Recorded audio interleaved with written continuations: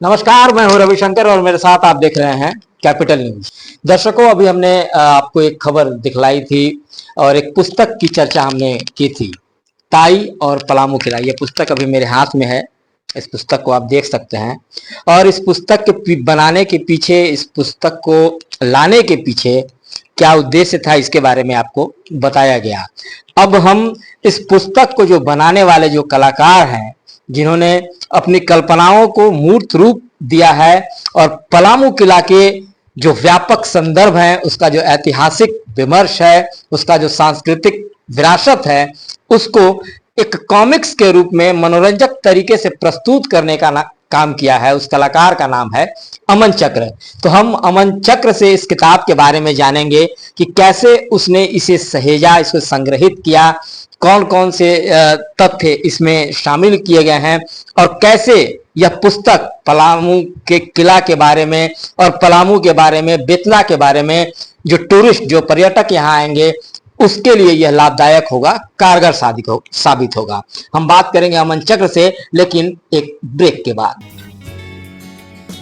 Birla open mind international school, एक ऐसा शैक्षणिक संस्थान जो गढ़ता है आपके बच्चों का बेहतर कल, संवारते हैं उनका बचपन और निखारते हैं उनके हुनर, उनकी प्रतिभा, जहां बनता है आपके बच्चों का भविष्य उज्जवल।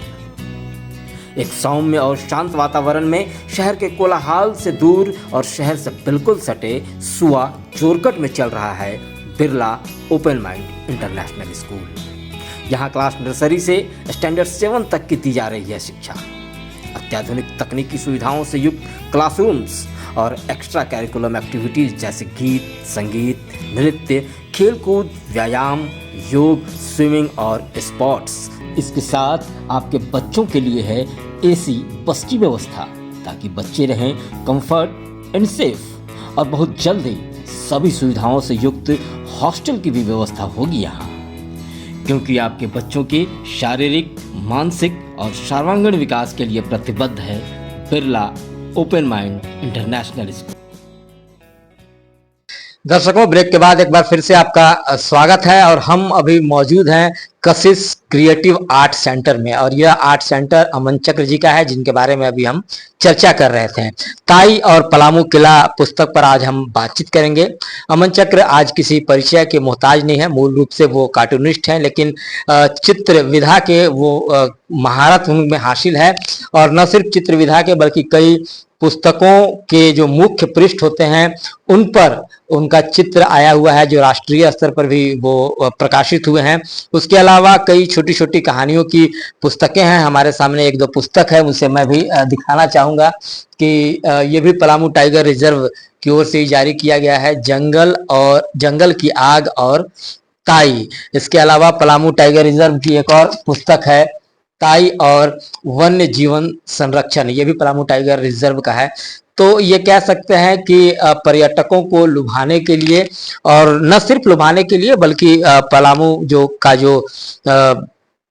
पर्यटन के क्षेत्र से जो महत्वपूर्ण जिसे माना जाता है, समझा जाता है, उसे लोगों तक बताने के काम यह पुस्तक के माध्यम से किया जा रहा है। कॉमिक्स स्टाइल में इस पुस्तक को लाया गया है और कॉमिक्स एक समय में काफी प्रचलित हुआ करता था, काफी मनोरंजक हुआ करता था। तो आज अब नई पुस्तक आई है ताई और पलामू किला, जिसे बनाने वाले हैं अमन चक्र जी। अमन चक्र जी, सबसे पहले तो आपका स्वागत है कैपिटल न्यूज पर। धन्यवाद। अब सबसे पहले इस पुस्तक के बारे में हम जानना चाहेंगे कि क्या कंसेप्ट रहा और कैसे इस पुस्तक को तैयार किया गया, कहाँ से मटेरियल लिया गया और क्या कुछ है इस पुस्तक में। ये किताब, ये कॉमिक्स जो है सो अपने आप में बहुत रोचक और मनोरंजक है। अच्छा। आप इसे पढ़ेंगे तो पलामू को जान पाएंगे, पलामू का इतिहास जान पाएंगे। पलामू के इतिहास में अहम स्थान रखता है पलामू किला, और पलामू जंगलों से घिरा हुआ है और जंगलों के बीच में ये पलामू किला है।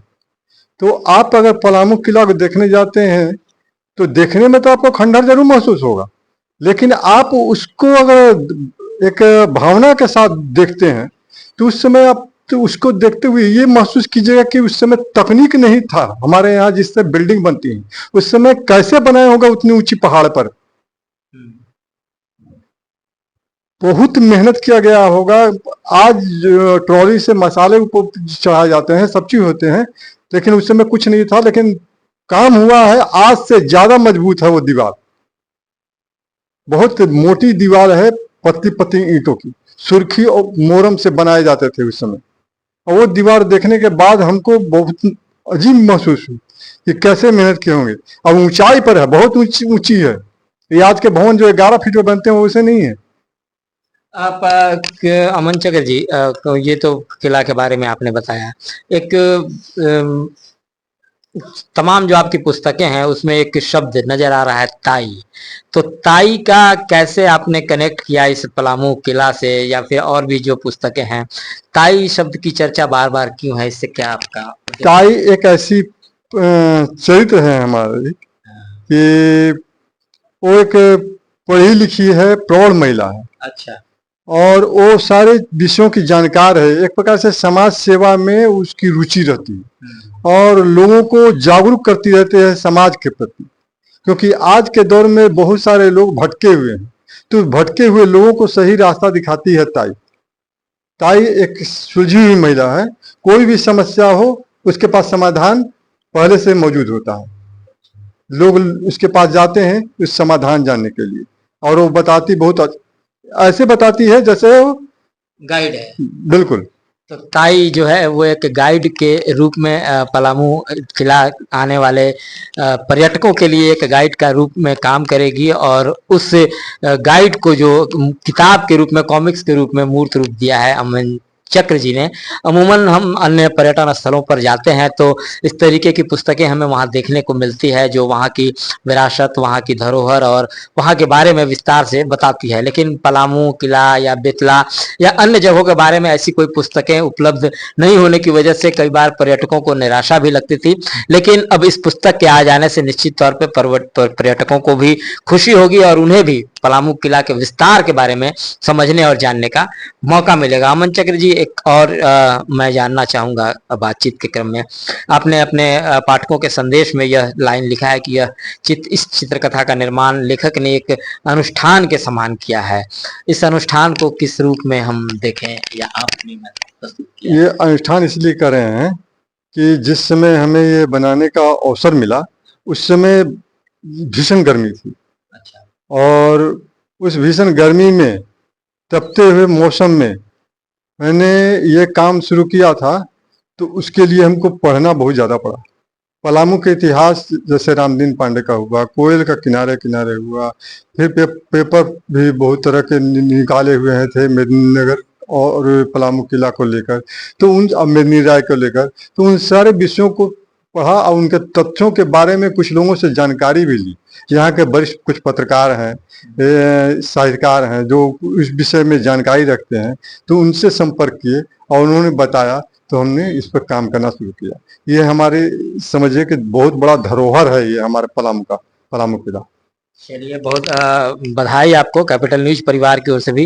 कैसे यह पुस्तक या कॉमिक्स जो है पलामू आने वाले पर्यटकों के लिए लाभकारी सिद्ध होगा, इसको आप किस रूप में देखते हैं? और आने वाले दिनों में जो पर्यटन की यहाँ संभावना वन विभाग देखता है, पलामू टाइगर रिजर्व देखता है, उसे आप किस रूप में इस पुस्तक के माध्यम से देख रहे हैं? कोई भी चीज एकाएक नहीं होती है, तो कुछ समय लगते हैं किसी चीज में करने में।